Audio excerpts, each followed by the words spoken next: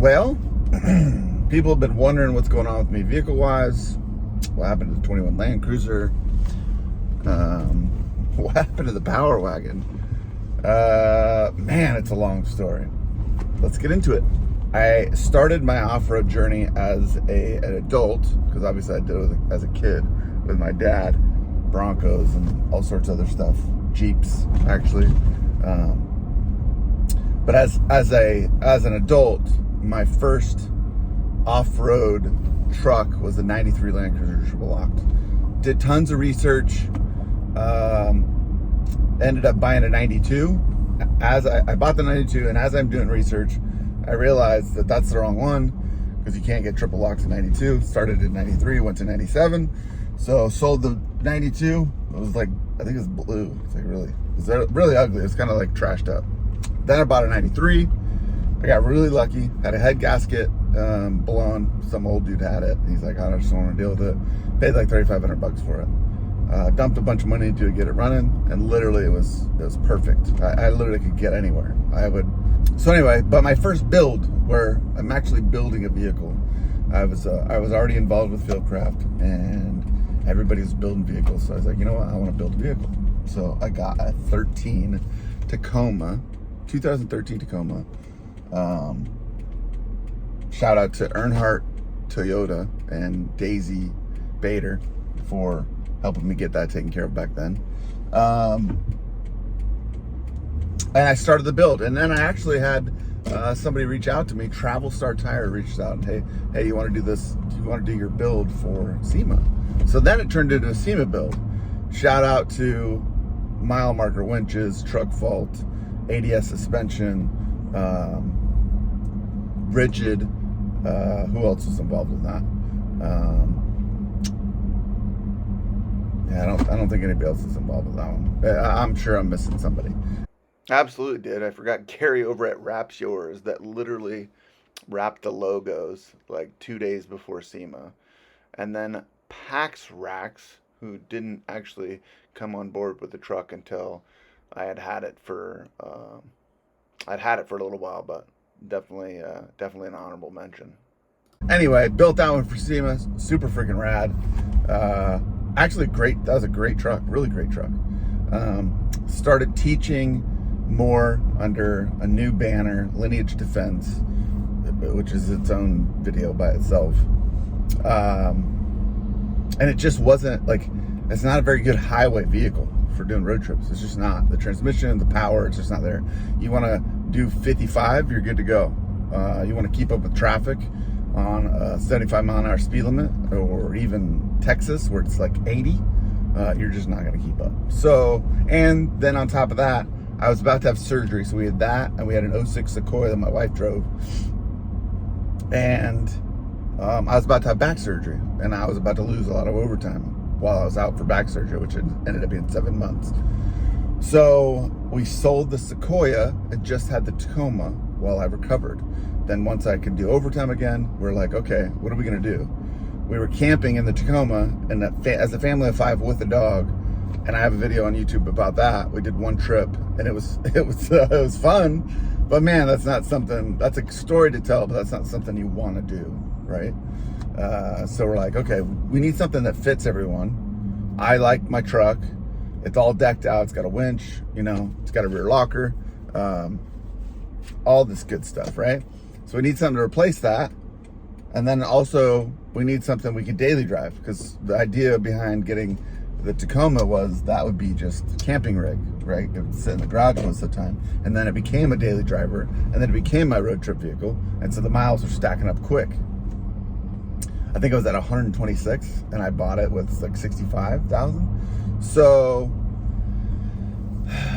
like, what do we do? So I was thinking Tundra. Everybody, immediately Tundra. But then, okay, now I got to actually do the build. I got to buy winches. I got to buy a rear locker. It doesn't come with a rear locker.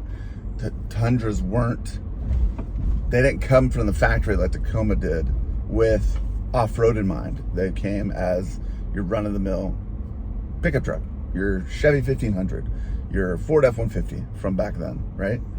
Now things have changed. Toyota's going back to its off-road roots with its full-size lineup, but back then it wasn't. That's just not the way that that worked. So a buddy of mine told me, why don't you look at a Power Wagon? It's literally a full-size truck version of your Land Cruiser.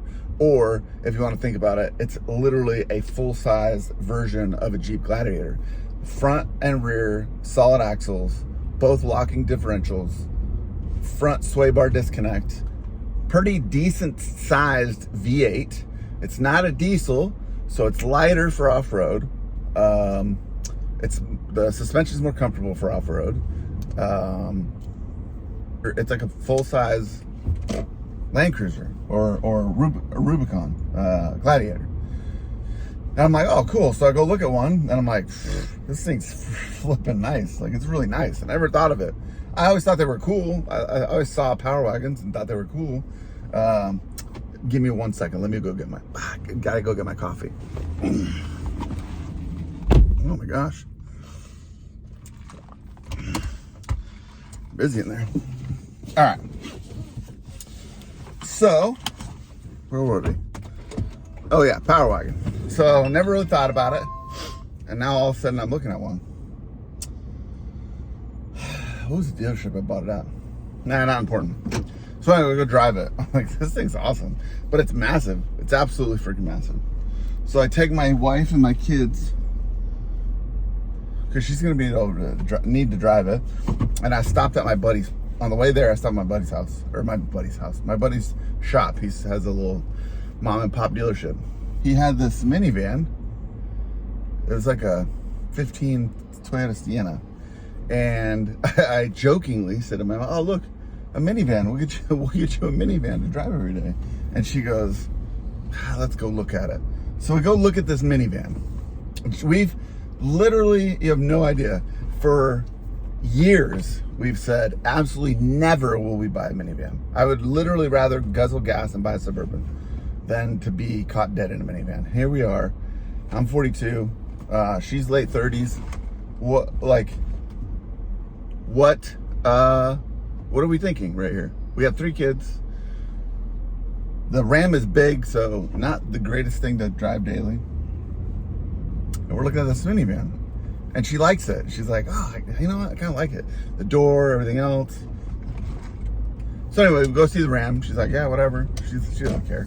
She kind of likes it, whatever. So I'm like, we go back and I was like, why don't we buy both? We don't have 2 vehicles right now.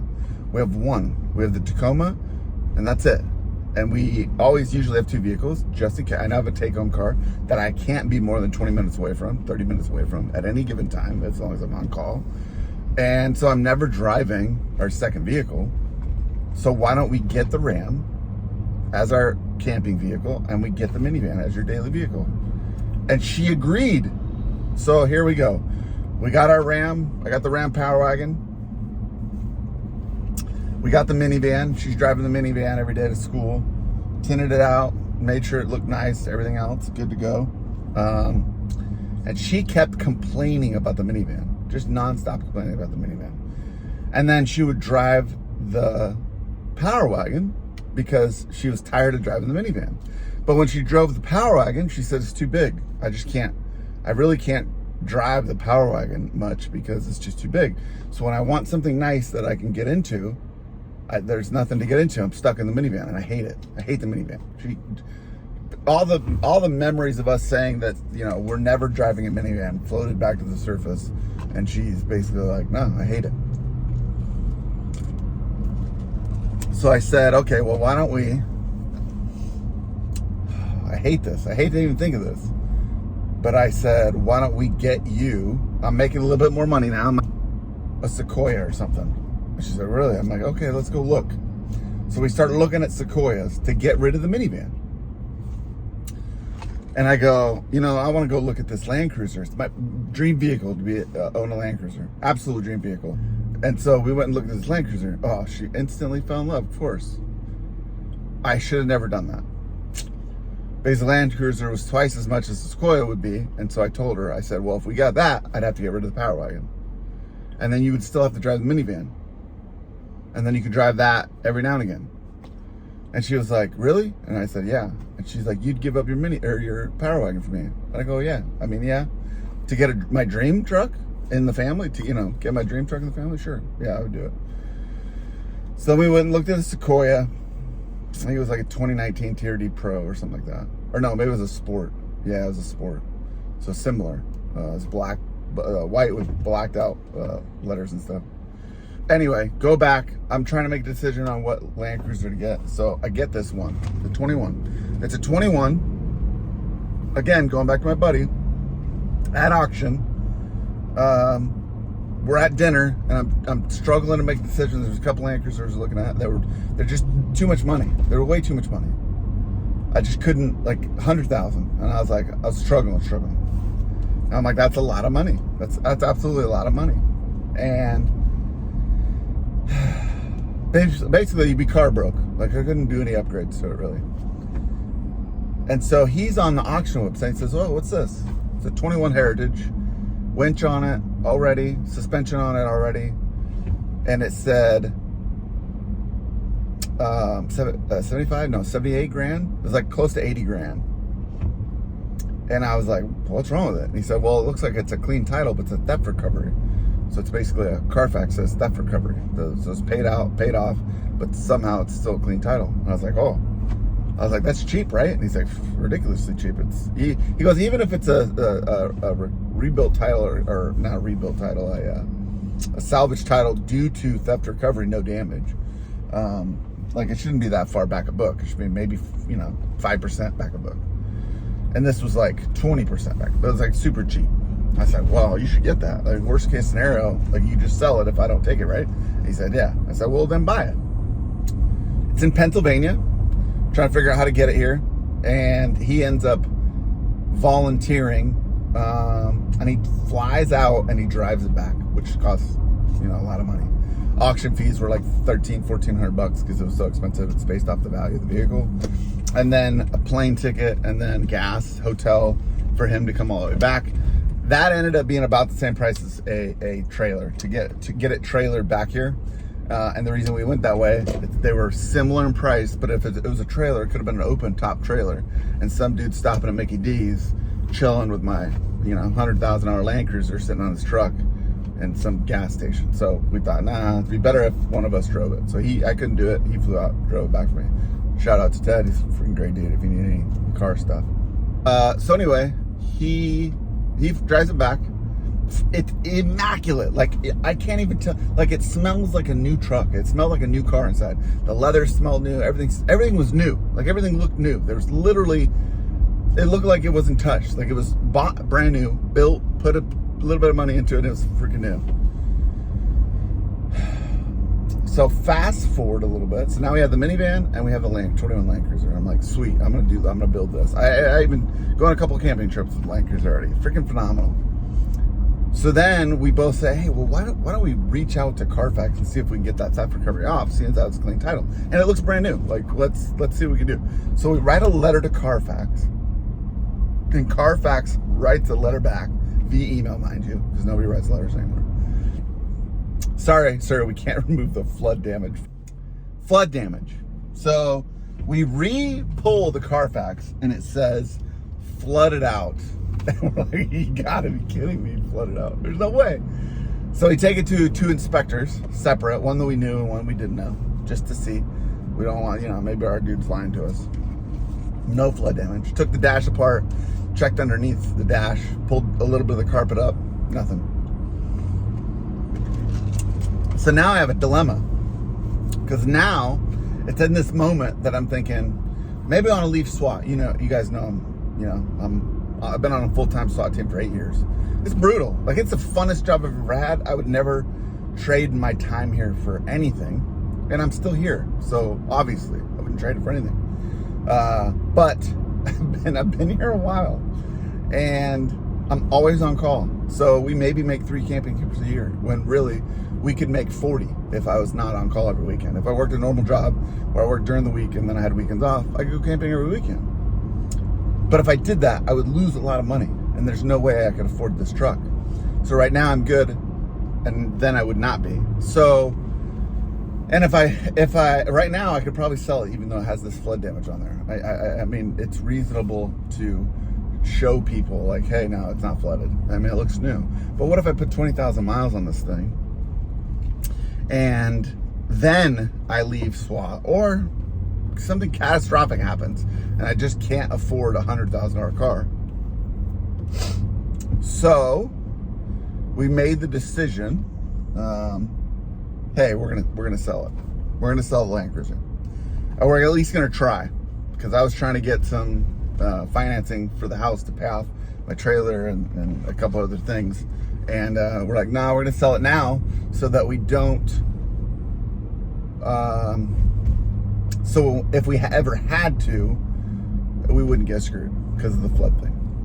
So we're like, all right, we'll list it. We'll at least list it. So I listed it for what I owed, which was $85, because I paid $80 for it. And then tax, tags, license, shipping, all that good stuff, basically. Essentially, I paid like $85 for it. And I listed it. I sat. Just drove it. Still went on camping trips. It's listed for maybe a month and a half, 2 months. And I thought, all right, one last ditch effort before I just buckle down and keep it and pay the money. And I dropped it to 80, basically, what I paid. So I'd be eating the tax. I'd have to roll that into a credit card or something. And some dude reached out and he said, yeah, dude, I'm gonna look at it. I'm like, okay. And I had very little interest before that. So I go show it to this guy. And we met at the dealership or whatever. Or no, I think I met at his house. I can't remember. Either way, I met him, and as I'm rolling up, what do I see that he has? A 2009 Land Cruiser, LC200, which is essentially the exact same truck. Like, just like the Sequoia didn't change from 2008 to 21, was it? Did the new one come out in 22? I can't remember. The Land Cruiser had not changed, really, from 2008 to 21. Outside of, in 2014, I think, they changed the front bumpers, and then the interior changed a little bit. And they had little changes over the years, but for the most part, the body and the frame was exactly the same from 2008 to 21, within reason. I think the gear ratio changed. Let's talk about that. So, love the Land Cruiser, right? Dream car. Had a 93 dream car Land Cruiser. I bought it, and it wasn't fun to drive. It just wasn't fun to drive. Okay? So the acceleration was whack. And when you stepped on the gas to go, like, I want to freaking go fast right now, it just didn't feel fast. Like, I'd driven a Tundra before. I've driven other vehicles, a Sequoia before. It just didn't feel like it had the same power, even though it was the same motor. It just didn't feel right. So it just wasn't fun. It was a great truck. It was fun, but it wasn't fun for $100,000. How about that? Like, it just didn't feel like, this isn't worth $100,000. Like, I enjoyed driving my Power Wagon more than I enjoyed driving that 21 Land Cruiser. And also, so I talked to Slee, and they were saying something about the gear ratio, or the gears being different, and the axles in the 08 to 14, I think they said. So they re-geared it, and it just it didn't have as much oomph, right? It was trying to save on gas or whatever. Of course, EPA ruined it. And then the transmission was different too. It didn't, again, probably trying to save on gas. So, maybe I get 12 miles a gallon in a 09, 08, 2010, but I get 13 or 14 in the 21 because of the transmission. I don't know. I don't know what their reasoning was, but it was changed. The tranny was changed, and the axles, gear ratios were changed. And so, anyway, so it just wasn't in love. So that was another part of the reason that I was selling it, because I was internal struggle. Like, I can't hate this car. I cannot hate this car. I love this. I love Land Cruisers. There's no way I can hate this car or not like this car. But I was like, secretly, I was like, it wasn't fun to drive. It was fun to drive off-road. That was good because it's all slow. But you're just driving around town or you're on a road trip. And the BP51s were not good. Maybe I just had them set up wrong, but my ADSs are freaking 10 times better. My Old Man Emu basic suspension on my 93 was better. In fact, we'll get to that. This one has that. So anyway, we talked for a little while. He says, yeah, I'll take it.